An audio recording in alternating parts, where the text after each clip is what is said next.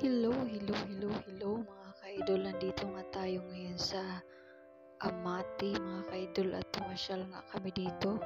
At tara mga ka-idol, samahan nyo nga po pala ako para ikutin natin tong beach na to. Ay ano bang tawag dito kasi basta sa dagat tayo papuntay. So ngayon mga ka-idol, napakaganda pala talaga ng lugar na to at talagang may enjoy ka at napakalinaw ng dagat. At sa mga hindi po marunong lumangoy, kailangan lang po ng salbabida po para makaligo talaga kayo at ma-enjoy nyo po yung tubig yan. Talagang napakaganda po ng lugar po. Tingnan nyo po mga ka-idol, tara iikot ko po kayo dito sa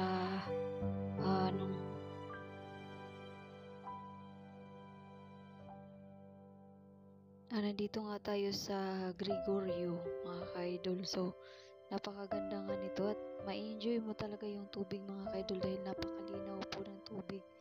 At dahil tapos na nga akong maligo, nag-ikot-ikot muna ako mga ka-idol para mapakita po sa inyo yung kagandahan ng view. At lalo na po yung doon sa kabila po mga ka-idol, yung nakikita po natin sa drone po na napakaganda talaga. Talagang mabubusog ang mga mata mo sa kaganda ng lugar. At saka napaka ng tubig mga ka-idol, napakalamig. So tara, mikot-ikot muna nga tayo.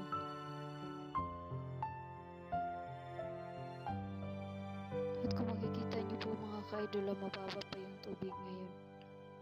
Yan. Wow, doon nga pala kami pupunta sa dulo. Sa dulong-dulo. At kung nakikita nyo po mga ka-idol, yung nasa tapat po mga ka-idol, yan po yun na. Ito mga maliliit na bangka po mga ka-idol is marunong po akong magdala niyan. Walang napakamahal ng bayan. So ayan na po mga ka-idol, tara maghahanap tayo ng cottage natin na pwede tayong mag-stay.